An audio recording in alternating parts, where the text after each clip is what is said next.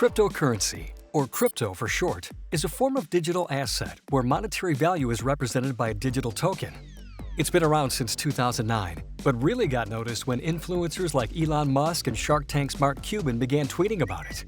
And the recent NFL Championship broadcast featured ads for 4 different cryptocurrency exchanges, bringing cryptocurrency to the mainstream. Credit unions are seeking more information about cryptocurrency as member interest grows and as the landscape continues to evolve. Currently, the National Credit Union Administration, NCUA, does not allow for credit unions to hold cryptocurrency within its federally insured deposits. But it has announced that credit unions can team up with third-party crypto service providers to allow their members to buy, sell, and hold digital assets as long as certain conditions are met.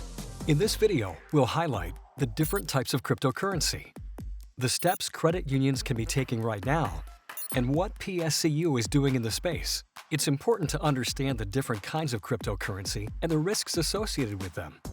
The one that gets all the buzz, with names like Bitcoin, Ethereum, Litecoin, Dogecoin, and there are literally thousands of them, is decentralized cryptocurrency. As the name implies, there is no owner of decentralized cryptocurrency, and there's no central management.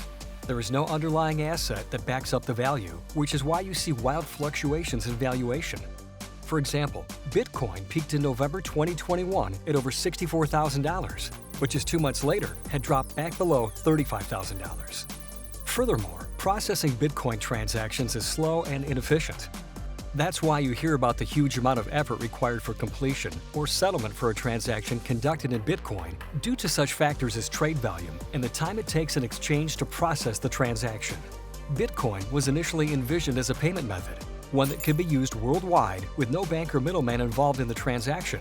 But because of the volatility and the expensive and slow settlement, it is more of a speculative investment today. As a result of decentralized cryptocurrency being difficult to use for payments, another form of cryptocurrency was formed called stablecoins. And as the name implies, stablecoins are intended to maintain a stable value. For example, USD coin is a stablecoin whose value is pegged to the US dollar.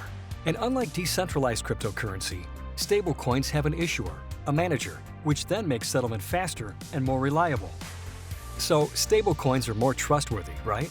Well, no. There's still some risk associated with stablecoins. When a consumer buys $1 worth of a stablecoin, the issuer, typically a cryptocurrency exchange, mints the purchaser one coin and deposits the dollar in a bank account to collateralize that coin. At least they claim that's what they're doing, but they're not currently regulated, and exchanges could take that dollar and turn around and buy corporate junk bonds or loan out the money in what is called DeFi, or decentralized financial services. Basically, unregulated banking services. There is a lack of transparency at some exchanges, and future regulations are on the horizon as a result. A third type of cryptocurrency, a special case of stablecoin, is called central bank digital currency, or CBDC. It's a stablecoin issued by the Federal Reserve or the Fed's equivalent in other countries. And this is the type of cryptocurrency which has the potential to have the biggest impact to the banking industry, a cryptocurrency version of the US dollar. The Fed recently released 2 white papers on a US CBDC. One was technical, describing how processing and settlement would take place, and one was a policy paper, asking for public input. In addition, a White House working group released an executive order with recommendations for regulation over the crypto space in general, including exchanges, stablecoins, and CBDC. So, what can credit unions be doing right now? First, discuss with your board. Does the board, and do you, have the appetite to take on the costs and, more importantly, the risks associated with crypto?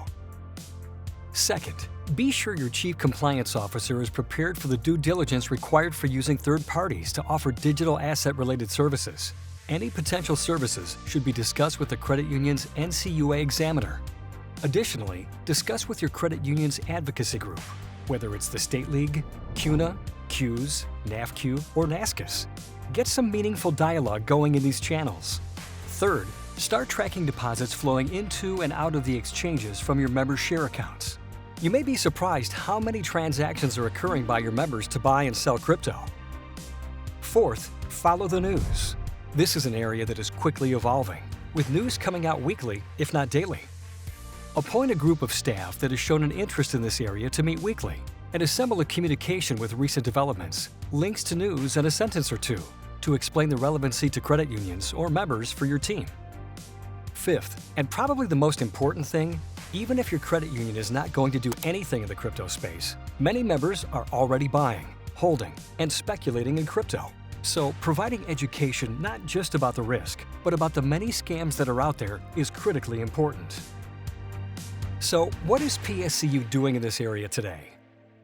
We continuously monitor the regulatory environment and are committed to providing ongoing thought leadership and education for our owner credit unions as the landscape continues to evolve. We have partnered with Bakkt, a cryptocurrency exchange, in conjunction with our PSCU loyalty program. Through this partnership, cardholders have the opportunity to redeem points earned for a gift card with Bakkt, which they can then use to redeem as cryptocurrency once they register with the exchange. PSCU is exploring a proof of concept to integrate with cryptocurrency exchanges via APIs to provide a view of a member's crypto wallet through our digital tools, DX Mobile, Data Exchange, Lumen Digital. We will share more information once we learn more about this potential opportunity. We are working with our partners, including MasterCard, Visa, and Fiserv, as they develop their plans to be a part of the transaction when using crypto at the point of sale becomes a reality, or converting crypto to fiat currency for POS purchases. Right now, crypto is by and large an investment play, but we expect this may evolve in the future. The crypto marketplace is constantly evolving at a rapid pace. At PSCU, we stand ready to partner with you to provide compliant opportunities for you to engage in this space as your members' demands accelerate and as you assess the risk to enter this space. Please reach out to our innovation team for engagement opportunities with your credit union so that we can further educate and inspire your plans.